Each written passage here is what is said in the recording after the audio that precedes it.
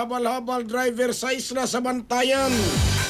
Mauna-usab ang nagadawat og ayuda gikan sa Kapitolyo. Detalye sa report sa Ronato pinagi sa pagpamati ni katropang Grigi Magdadaro. Live report. Yes, lain na sab nga hugna sa pagpapropod gikan sa kamahanan sa probinsya Sugbo ngadto sa mga balabal driver dito mismo sa isla sa Camotes ang gipahigayon niadtong milabayng Martes, Abril 28 tuig 2026.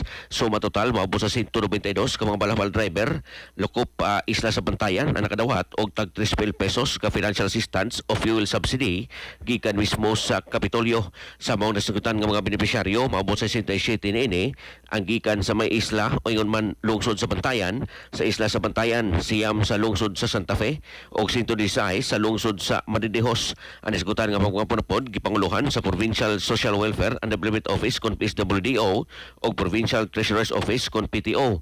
Pinag-usab sa koordinasyon ngadto sa LGU sa lungsod sa Madidihos, Bantayan ug Santa Fe. Si 4th District Provincial Board Member Nelson Modico mo'y nangulo og ingon man mitunga sa isgutan nga kalihukan nga mo'y nangunay pagpapunapod sa isgutan nga fuel subsidy ngadto sa mga habal-habal driver. Giparehag ni Governor Pamela Pambaric 4 magpadayon ang isgutan nga paglibot sa kagamahanan sa probinsya Sugbo Luko probinsya aron ihatag og iapod ang isgutan nga fuel subsidy ngadto sa mga habal-habal driver. Giparehag sa gobernador nga maton pa dili man tuod dako ang isgutan nga hinabang gikan sa Kapitolyo apan igo na kini aron makasapar sa adlaw nga panginahanglanon.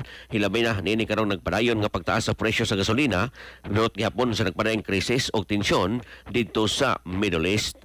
Sa ato magkatropa diha nga nagkalubog og naghanap ang pananaw, inom kanunay og Vision X Plus of gel capsule gumikan kay kini kompleto sa mga phytonutrients nga mopektar sa itong mga mata. Aduna kini lutein, beta-carotene, vitamin E ug zeaxanthin.